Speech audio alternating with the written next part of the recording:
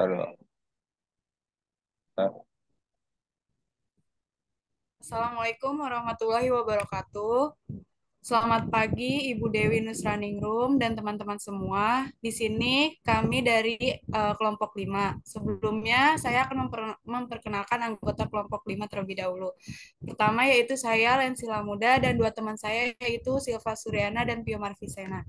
Di sini kami akan mempresentasikan tentang studi kasus pengambilan keputusan manajerial pertemuan 1 sampai 14. Tadi kasus pertemuan satu yaitu pengambilan keputusan manajerial. Pengambilan keputusan dalam dilema moral. Arnold mengajak keluarga dan beberapa temannya berlibur ke laut dekat rumah mereka.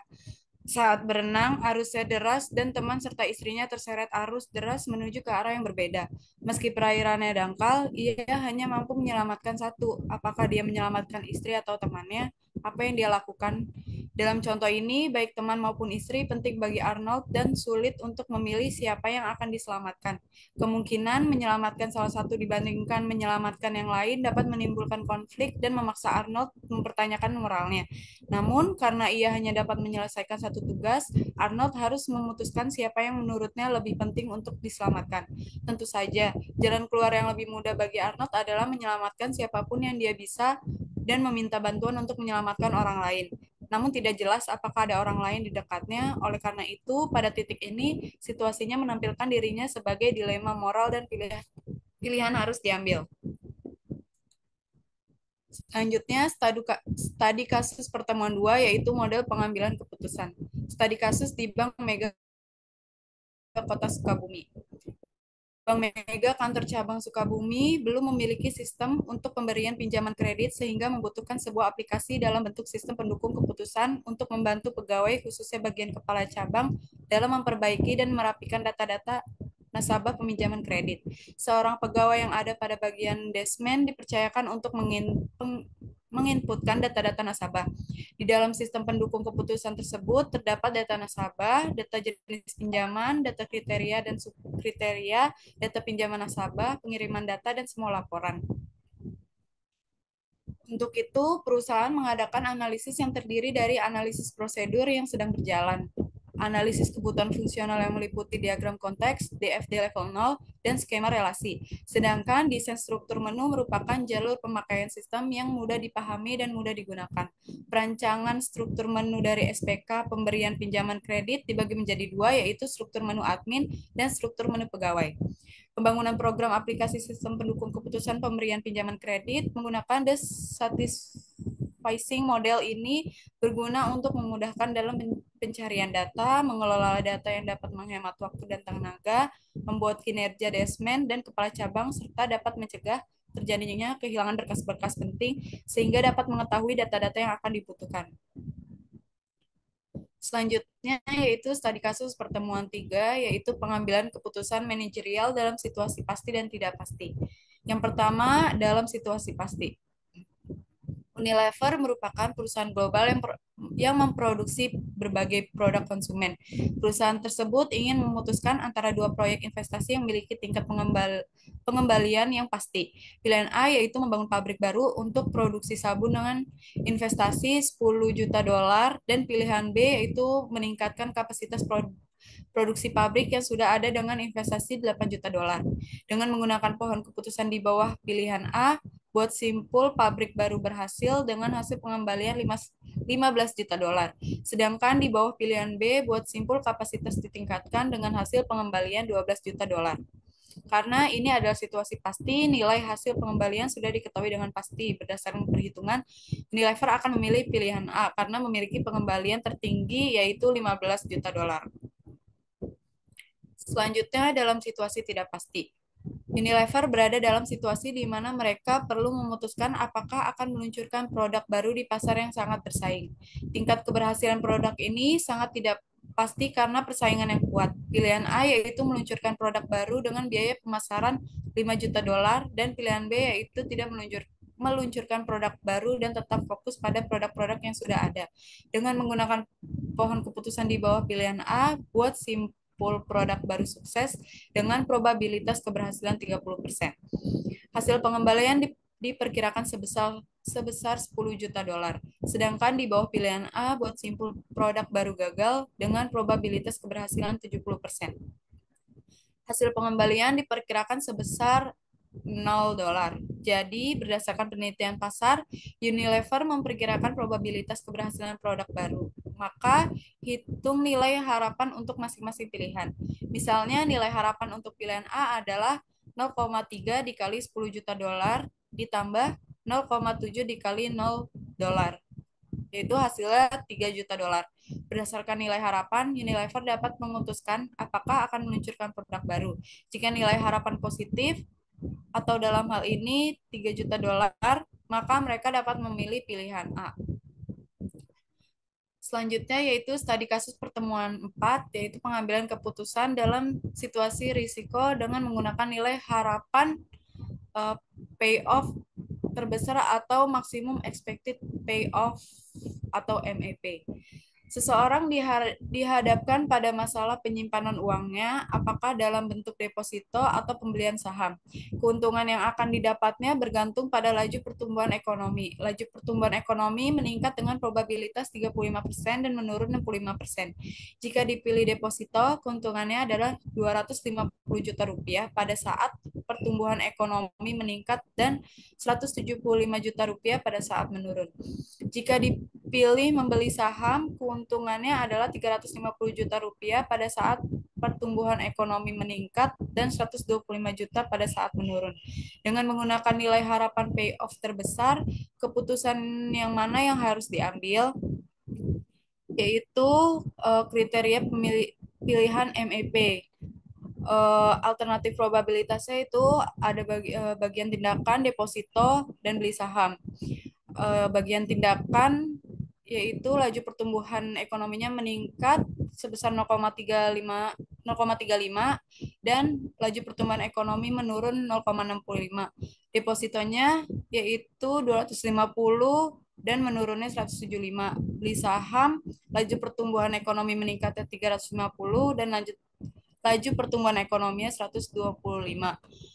T1 yaitu tindakan 1, MEP MEPD sama dengan 250 kali 0,35 plus 175 dikali 0,65, yaitu hasilnya 201,251. T2-nya itu tindakan 2, MEPBS sama dengan 350 kali 0,5 ditambah 125 kali 0,65, hasilnya 203,75.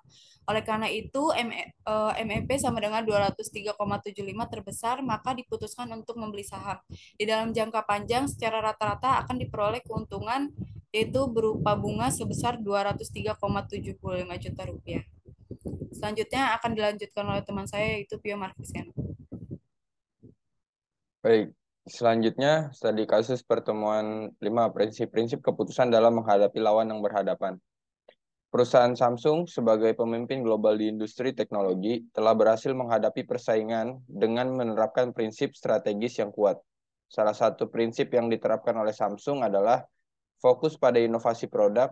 Mereka berusaha untuk memberikan nilai tambah yang unik melalui fitur-fitur canggih dan desain yang menarik, membedakan produk mereka dari pesaing. Selain itu, prinsip manajemen rantai pasok menjadi kunci dalam memastikan ketersediaan bahan baku dan efisiensi produksi. Samsung berkomitmen untuk memberikan informasi yang jelas kepada pelanggan dan beroperasi dengan integritas bisnis yang tinggi. Mereka juga mengambil langkah-langkah untuk meningkatkan keberlanjutan lingkungan dan sosial melalui program-program CSR. Selanjutnya.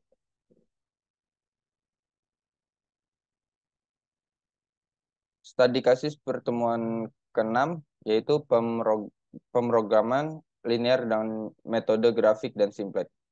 Diketahui seorang produsen memiliki dua macam bahan, yaitu bahan 1 sebanyak 8 ton dan bahan 2 sebanyak 5 ton berkeinginan untuk memproduksi dua macam produk A dan B. Untuk satu unit produk A membutuhkan 2 unit bahan 1 dan 1 unit bahan 2, sedangkan untuk 1 unit produk B membutuhkan 3 unit bahan 1 dan 2 unit bahan 2. Harga pasar untuk produk A sebesar Rp15.000 per unitnya dan Rp10.000 per unitnya. Berapakah produsen tersebut harus memproduksi produk A dan B untuk memproduksi hasil penjualan yang maksimum? Pertanyaannya, selesaikan kasus tersebut dengan metode grafik dan selesaikan kasus tersebut dengan metode simplex. Selanjutnya.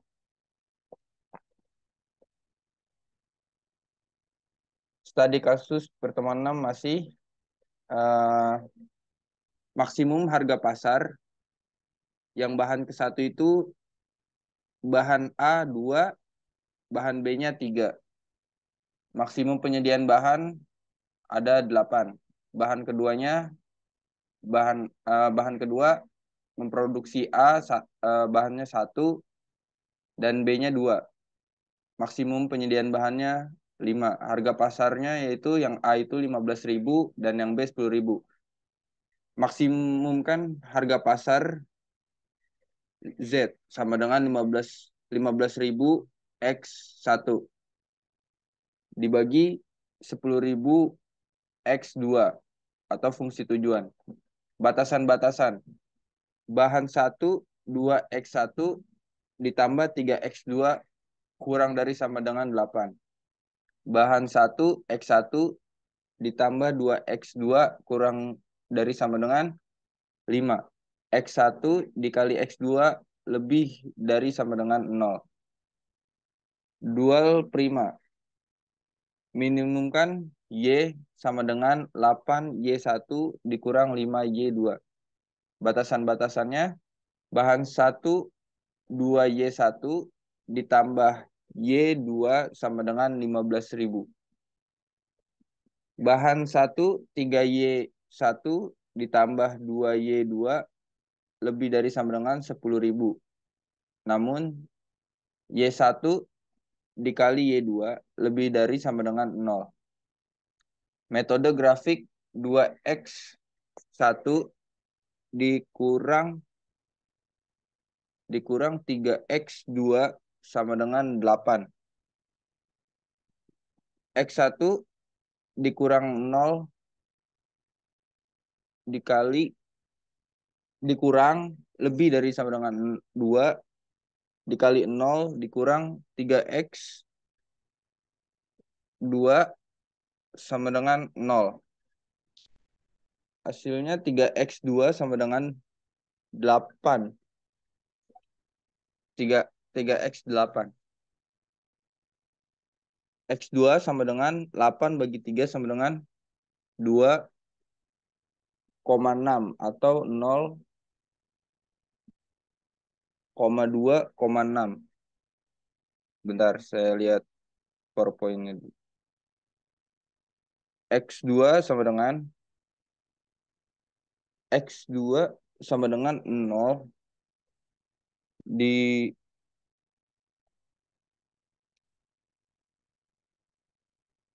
X2 sama dengan 0 dikurang lebih dari 2 X1 dibagi 3 kali 0 kurang 8. 2x1 sama dengan 8. X1 sama dengan 8 bagi 2 kurang 4. Yaitu 4,0. Bahan kedua X1 dibagi 2x2 kurang 5. X1 sama dengan 0 lebih dari 0 dibagi 2x2 sama dengan 5. 2x2 sama dengan 5. X2 sama dengan 5 per 2 yaitu 2,5 atau 0,2,5. X2-nya sama dengan 0 lebih dari X1 plus 2,0 kurang 5. X1 sama dengan 5. Jadi 5,0. Namun dari hasil tersebut terdapat grafik yang diperoleh titik A 0,0, titik C 4,0, titik E 0,2,5, dan berapa titik D? Penyelesaiannya 2x1 dibagi 3x2 sama dengan 8. X1 sama dengan X1 ditambah 2X2 plus 5. Sama-sama dikali 2 dan 3. Hasilnya 4X2 plus 6X2 sama dengan 16. Dan 3X1 ditambah 6X2 sama dengan 15. Dan hasilnya X1 sama dengan 1. Substitusinya X1 sama dengan 1, yaitu 4X1 plus 6X2 sama dengan 16. 4 dikali 1 ditambah 6X2 sama dengan 16. 4 plus 6X2 sama dengan 16. 6X2 sama dengan 16 dikurang 4 sama dengan 12. X2-nya yaitu 12 dibagi 6 sama dengan 2. Jadi titik D yaitu 1,2. Substitusi titik A, E, C, dan D ke dalam fungsi tukuan Z. 15.000 X1 plus 10.000 X2. Titik A 0,0, Z-nya yaitu 15.000 dikali 0 plus 10.000 kali 0, yaitu 0. Titik E 0,2,5, Z sama dengan 15.000 dikali 0 plus 10.000 dikali 2,5, yaitu 25.000. Titik C 4,0, Z-nya yaitu 15.000 dikali 4 ditambah 10.000 kali 0 sama dengan 60.000. Titik D 1,2, Z-nya yaitu 15.000 kali 1 ditambah 10.000 kali 2 sama dengan 35.000. Kesimpulannya, titik C menghasilkan penjualan maksimum sebesar 60.000. Jadi titik C adalah titik optimal sehingga produk A dibuat 4 buah dan produk B tidak ada, atau titik grafiknya itu 4,0. Lanjut. Metode simplex maksimumnya yaitu Z sama dengan 15.000 X1 ditambah 10.000 X2 ditambah 0S1 dan ditambah 0S2. Batasan-batasan 2X1 plus 3X2 plus 1S1 plus 0S2 sama dengan 8. X1 ditambah 2 X2 plus 0S1 atau 1S2 ditambah 1S2 sama dengan 5. X1, X2, S1, S2 lebih dari 0. Variabel dasarnya yaitu S1 sama dengan tujuannya 0, CJ-nya 8, X1-nya 2, X2-nya 3, S1-nya 1, S2 0, rasio kuantitasnya 8/2 sama dengan 4. Yang S2-nya tujuan 0, CJ-nya 5, X1 1, X2 2, S1-nya 0, S2-nya 1, rasio kuantitasnya 5/1 yaitu 5. Dengan hasil tersebut, CJ dikurang ZJ 15.000, 10.000, 0, dan 0. Langkah pertama, karena soalnya maksimumkan, maka pilih kolom kunci yang nilai CJ dan ZJ-nya yang positif.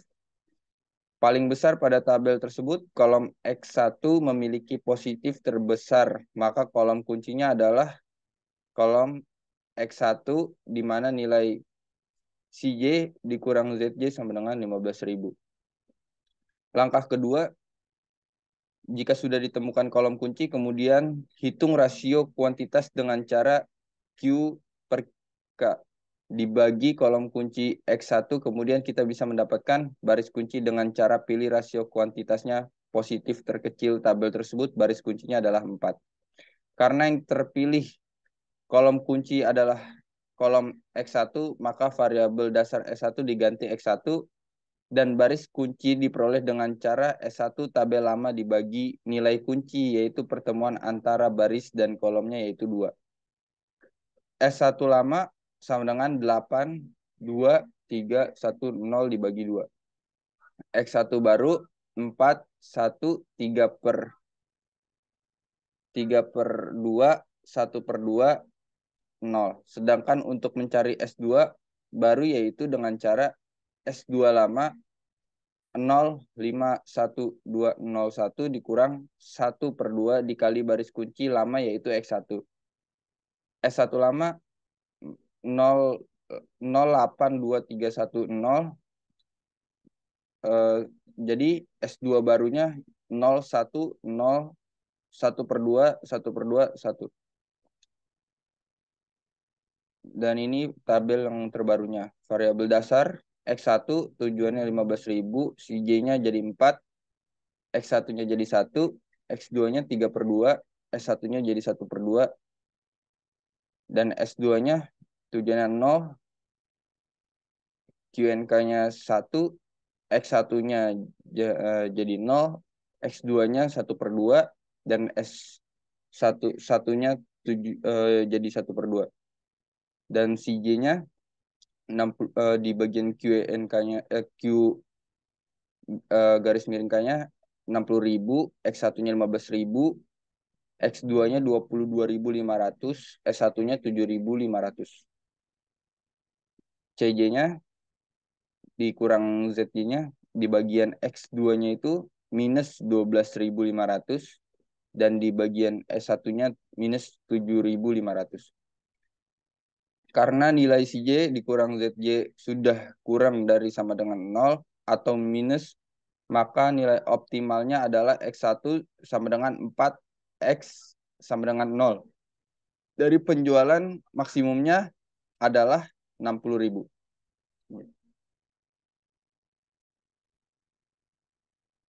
Studi kasus pertemuan 7, pemrograman linear, dualitas, dan sensitivitas.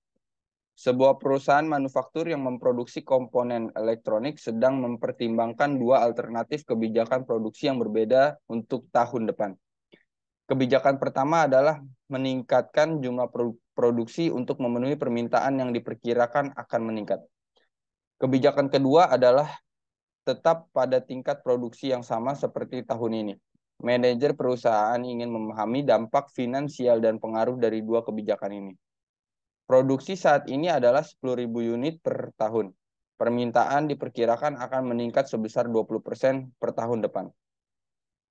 Biaya produksi per unit adalah $50.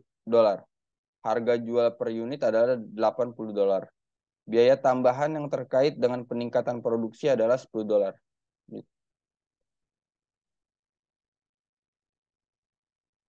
Analisis dualitas. Manajer ingin mengetahui berapa besar perubahan dalam laba yang akan terjadi jika biaya produksi per unit naik sebesar $5. Ini adalah contoh penggunaan dualitas dalam analisis ini. Dualitas mengukur seberapa sensitifnya fungsi objektif, dalam hal ini laba, terhadap perubahan parameter atau dalam hal ini biaya produksi per unit.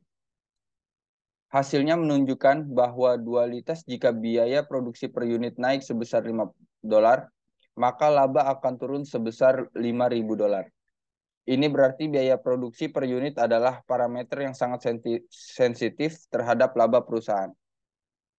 Analisis sensitivitas. Selain itu, manajer juga ingin mengetahui berapa besar penurunan harga jual yang dapat diterima sebelum kebijakan produksi yang berbeda menjadi lebih menguntungkan daripada yang lain. Ini adalah contoh penggunaan sensitivitas dalam analisis. Sensitivitas membantu dalam memahami sejauh mana parameter atau dalam hal ini harga jual dapat berubah tanpa mengubah kebijakan optimal. Hasilnya, sensitivitas menunjukkan bahwa harga jual per unit dapat turun sebesar $10 per unit sebelum kebijakan produksi yang berbeda menjadi lebih menguntungkan daripada yang lain. Ini berarti perusahaan memiliki sedikit fleksibilitas dalam menurunkan harga jualnya sebelum mengubah kebijakan produksi. Lanjut.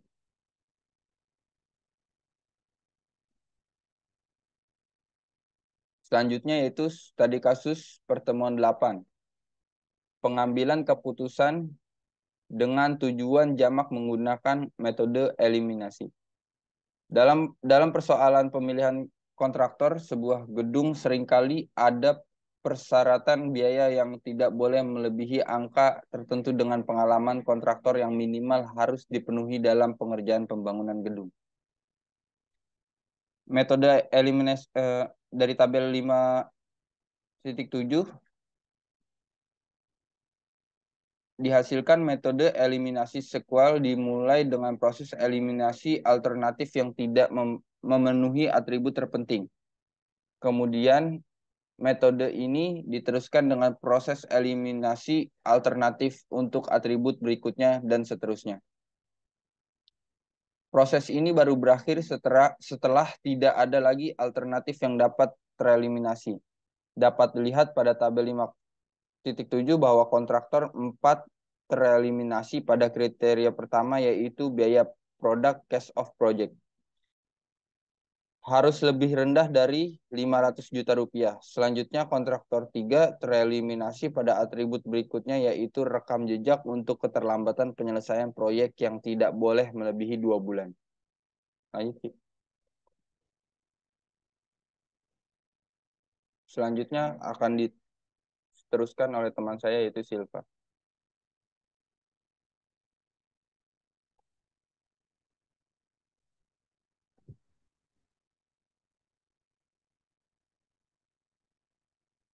Masih di mute, Silva. Selanjutnya, di sini ada studi pertemuan 9, yaitu pengambilan keputusan menggunakan metode AHP atau Analytical Hierarchy Process. Di sini contohnya ada pemilihan tas wanita dengan 3 kriteria, yaitu harga, model, dan kualitas, di mana merek tersebut adalah Charles & Kate, Elizabeth, dan Sophie Martin. Di sini terdapat bagian dari ketiga kriteria dan merek tersebut, di mana model 4 kali lebih penting daripada harga, model 3 kali lebih penting daripada kualitas, dan kualitas 2 kali lebih penting dari harga. Di sini harganya 1:1, model 1:4, kualitas 1:2, dan di sini ada model 4:1, 1:1, 3:1, dan kualitas 2:1, 1:3, 1:1. Selanjutnya di sini ada harganya 1, modelnya 0,25, kualitasnya ada 0,5. Modelnya ada 4, 1, dan kualitasnya 3. Selanjutnya kualitas di sini ada 2, 0,33, dan kualitasnya ada 1. Jumlahnya untuk harga sendiri ada 7, model ada 1,58, dan kualitas ada 4,5. Lanjut.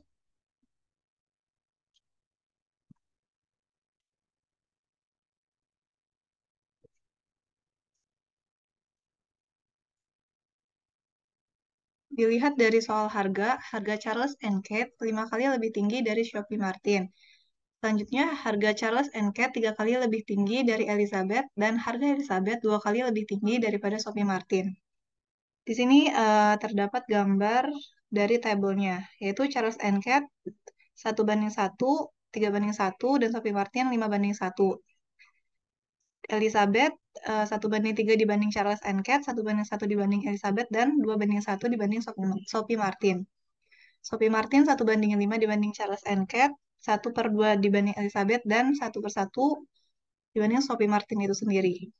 Selanjutnya di sini ada Charles & Kate 1, Elizabeth 1, Sophie Martin 5, Elizabeth 0,33, Elizabeth 1, Sophie Martin 2, dan Sophie Martin di sini ada 0,2, 0,5, dan 1, di mana jumlahnya adalah untuk Charles & Kate 1,53, Elizabeth 4,3, dan Sophie Martin 8. Lalu di sini ada proses perhitungannya sendiri, di mana hasilnya adalah 1,945 dibagi 3, yaitu 0,6, 48. Dilihat dari soal model, desain Charles and Kate 4 kali lebih elegan dari Sophie Martin, dan desain Charles and Kate 3 kali lebih elegan dari Elizabeth, dan desain Elizabeth 2 kali lebih elegan dari Sophie Martin. Di sini terdapat lagi tabelnya, yaitu Charles and Kate 1/1, Charles and Kate dibanding Elizabeth 1/4, Elizabeth dibanding dengan Sophie Martin 1/2, dan Elizabeth 4/1, Elizabeth dibanding Elizabeth 1/1, dan Elizabeth dibanding Sophie Martin 3/1.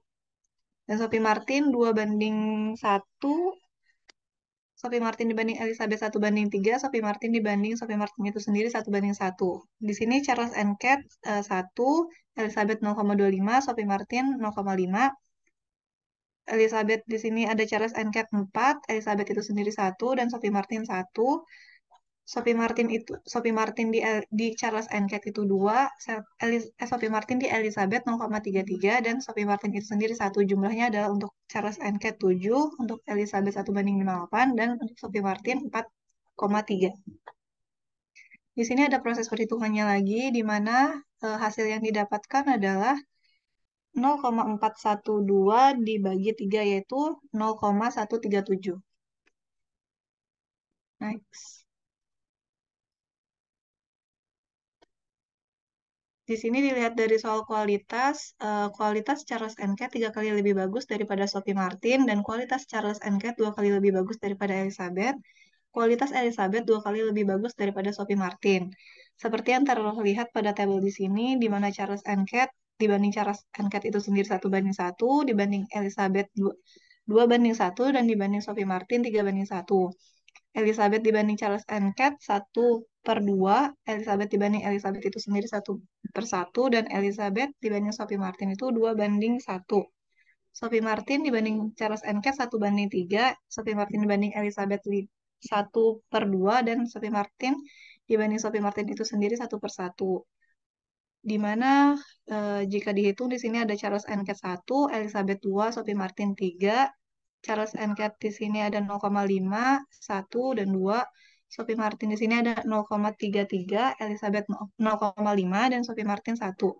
Jumlahnya adalah 1, jumlahnya untuk Charles and Kate sendiri ini 1,83, Elizabeth 3,5, dan Sophie Martin 6. Di sini juga terdapat hitungannya, di mana jumlah tersebut ditambah dan didapatkan hasil sebesar 1,617 dibagi 3, yaitu 0,539. Berikut adalah pohon dengan bobot pada kriteria dan alternatifnya. Di sini ada pemilihan tas wanita, harga, model, kualitas. Untuk harga sendiri, untuk Elizabeth ini 0,229, Sophie Martin untuk harganya 0,122, dan harga untuk Charles and Kate 0,68. Untuk dari segi model, di sini Elizabeth 0,624, Sophie Martin 0,39, Charles and Kate 0,137. Dari segi kualitas, Elizabeth 0,163, Sophie Martin 0,97, dan Charles and Kate 0,539. Tahap terakhir menentukan ranking pada pilihan alternatif dengan cara IF alternatif 1 sama dengan IF kriteria 1 dikali IF alternatif 1 ditambah IF kriteria 2 dikali IF alternatif 1 kali kriteria 2 ditambah IF kriteria 3 dikali IF alternatif 1. Baik, di sini tahap terakhir menentukan ranking pada pilihan alternatif dengan cara IF alternatif 1 sama dengan IF kriteria 1 dikali IF alternatif 1 kriteria 1 ditambah IF kriteria 2 dikali IF alternatif 1 kriteria 2 ditambah IF kriteria 3 dikali IF alternatif 1 kriteria 3.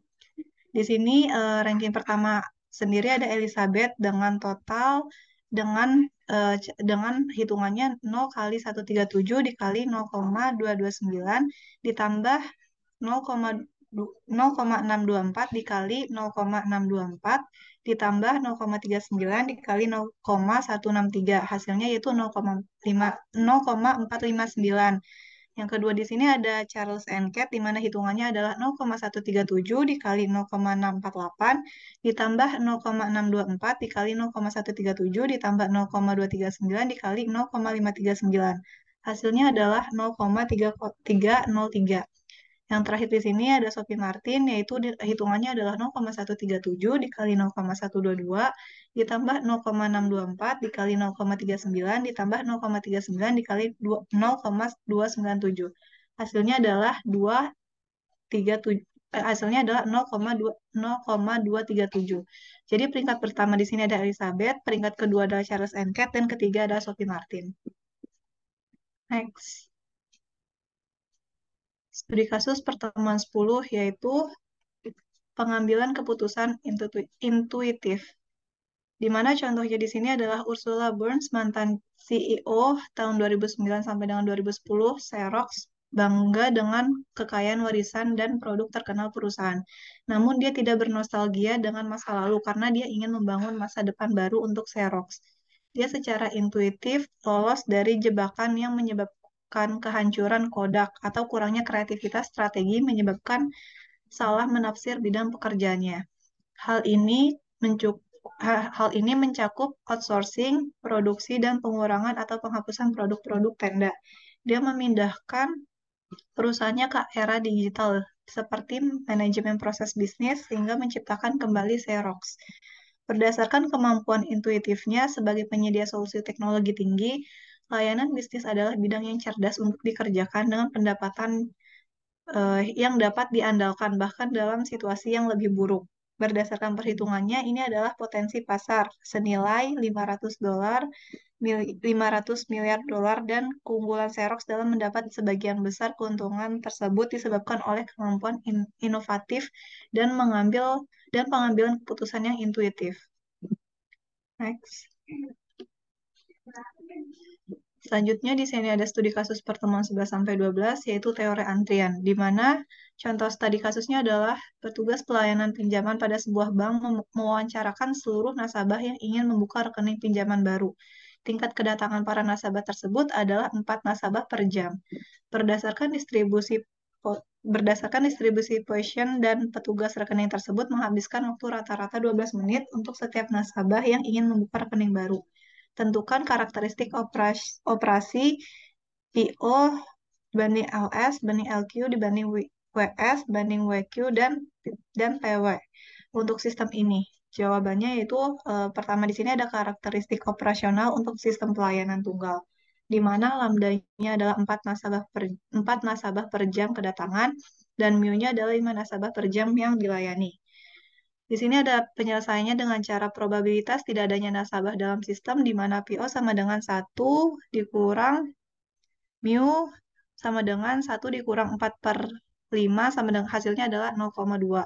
Yang kedua di sini jumlah nasabah rata-rata dalam sistem antrian di mana LS di sini adalah mu dikurang 4/5/4 sama dengan 4. Dan jumlah nasabah rata-rata dalam baris antrian yaitu LQ sama dengan 2 per mu dikurang sama dengan 4/2 per 5 dikurang 4. Hasilnya yaitu 3,2.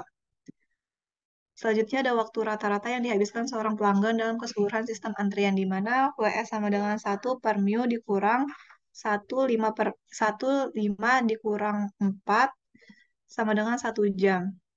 Waktu rata-rata yang dihabiskan seorang pelanggan untuk menunggu dalam antrian sampai dilayani yaitu WQ sama dengan per mu dikurang sama dengan 4/5 5 kurang 4 sama dengan 0,8 jam. Hasilnya itu 48 menit. Dan terakhir di sini ada probabilitas petugas rekening baru akan sibuk dan nasabah harus menunggu di mana PW sama dengan 4/5 sama dengan 0,8. Next. Selanjutnya di sini ada studi kasus pertemuan ke-13 dan 14 yaitu learning curve, di mana di sini contoh studi kasusnya adalah PT Diesel merupakan perusahaan manufaktur yang memproduksi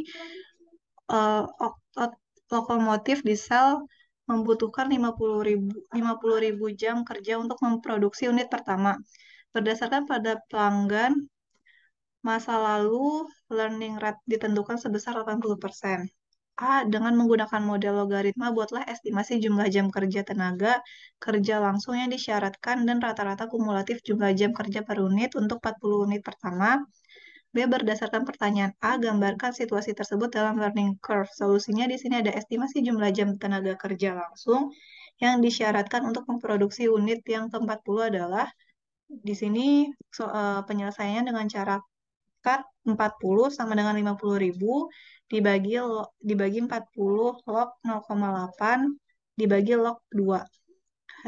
Hasilnya yaitu 50.000 dikali 40 dikali 40 pangkat 0,322. Hasilnya yaitu 15.244 jam. Jumlah rata-rata kumulatif jam kerja tenaga kerja langsung per unit untuk 40 unit pertama adalah produksi kumulatif 40 unit, yaitu N sama dengan 40 dengan faktor konversi learning rate-nya 80%, dapat dilihat pada tabel 5.5, dikalikan dengan jam tenaga kerja langsung 1 unit pertama, yaitu 50.000 dikali 0,42984. Hasilnya yaitu 21.462 jam. Di sini terdapat tabel dari faktor konversi rata-rata kumulatif, jumlah jam TKL per unit, dan ada juga dan di mana di sini unit ke-1. Unit ke-1 itu jam TKL per unitnya 50.000 dikali 1 yaitu tetap 50.000. Unit keduanya 50.000 dikali 0,9 yaitu 45.000. Dan unit keempat 40.000 dikali 0,83 sama dengan 33.200. Unit ke-8-nya yaitu 32.000 dikali 0,66 sama dengan 21.120. Di sini ada titik koordinat unit ke-1-nya 1,50.000, unit kedua koordinatnya 2,45.000, dan unit keempat koordinatnya 4,33.200. Unit ke-8 koordinatnya 8,21.120. Di sini learning curve 80%-nya dapat digambarkan seperti pada gambar yang terlihat. Next. Sekian presentasi dari kelompok kami, kurang lebihnya mohon maaf. Wassalamualaikum warahmatullahi wabarakatuh.